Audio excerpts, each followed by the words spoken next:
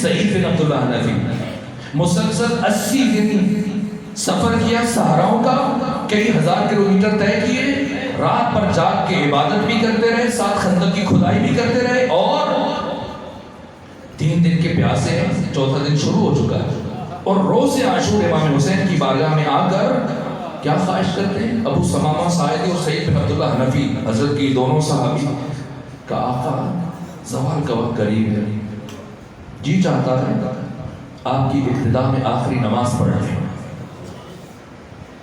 فرمایا حشرک اللہ من المصلین، اللہ تمہیں نمازیوں میں معشور کرے۔ کہ جاؤ عمر صاحب سے کہو ہم نماز پڑھنا چاہتے ہیں۔ عمر صاحب نے کہا پڑھ لو، لیکن جیسے عمر صاحب نے کہا پڑھ لو، اس کا بیٹا تھا، زیادہ عمر نہیں تھی لیکن باپ سے زیادہ شاطر تھا، اس نے کہا اے عمر ابن صاحب، اگر تم نے حسینیوں کو نماز پڑھنے کی اجازت دی تو تمہارے فوجیوں کا روحیہ کمزور پڑ جائے گا۔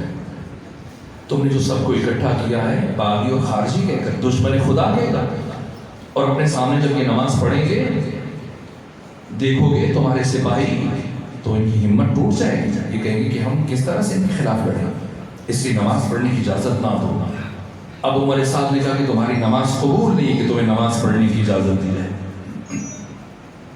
اب امام حسین نے اپنی نماز کی حفاظت کا انتظام کیا۔ کیا امام حسین خیمے کے اندر نماز نہیں پڑھ سکتے تھے؟ کیا امام حسین فرادہ نماز نہیں پڑھ سکتے تھے؟ پھر کیوں بہت سارے سپاہی اس نماز کی حفاظت میں شہید ہو گئے؟ کیوں امام حسین نے میدان کربلا کے وسط میں دشمن کے لشکر کے سامنے نماز پڑھی؟ اور کون سی نماز پڑھی؟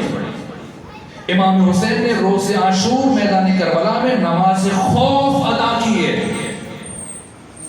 یہ نماز خوف کیا ہوتی ہے اور کب پڑھی جاتی ہے؟ نماز خوف کی کیفیت یہ ہوتی ہے کہ پہلے امام نماز شروع کرتا ہے، آدھا لشکر امام کے پیچھے نماز پڑھتا ہے اور باقی آدھا لشکر نمازیوں کی حفاظت کرتا ہے۔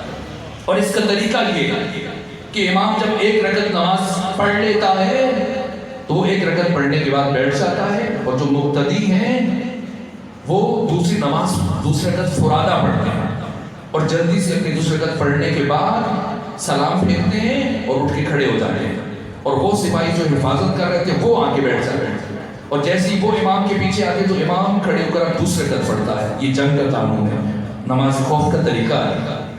اب امام دوسری رکعت پڑھتا ہے اور بعد میں آنے والوں کی پہلی رکعت ہوتی ہے، تو وہ ایک رکعت امام کے ساتھ پڑھتے ہیں جماعت کی، اور دوسری پہ خود سے فرادہ پڑھ لیتے ہیں۔ یہ نماز خوف ہے۔ امام حسین نے روز عاشور نماز خوف پڑھی۔ کیوں؟ نماز خوف کہاں پڑھی جاتی ہے؟ جب دو مسلمانوں کے لشکر آپس میں لڑ پڑے تو یہاں نماز خوف پڑھنا درست نہیں ہے۔ نماز خوف صرف ایک مقام پر پڑھی جا سکتی ہے، جب سامنے کافروں کا لشکر ہو، جب سامنے مشرکین ہو۔ روز عاشور میدان کربلا میں امام حسین نے نماز خوف پڑھ کے بتایا دوبارہ کہ خبردار میرے دشمن کو مسلمان نہ سمجھنا۔ اور جب نماز خوف ادا کی تو کون سے دو اصحاب ہیں جو امام حسین کی بالکل سامنے کھڑے ہیں؟ ابو ثمامہ ساعدی، سعید بن عبداللہ حنفی۔ بس ختم کر رہا ہوں۔ جو بھی سامنے سے تیر آ رہا ہے، دشمن کی کوشش نہیں کسی طرح سے حالت نماز میں کوئی تیر امام حسین کو لگ جائے، لیکن سعید بن عبداللہ حنفی نے کتنے تیر برداشت کیے؟ خود 170 تیر۔ انسان کے مرنے کے لیے، موت کے لیے 1 2 3 5 7 8 10 تیر کافی ہیں۔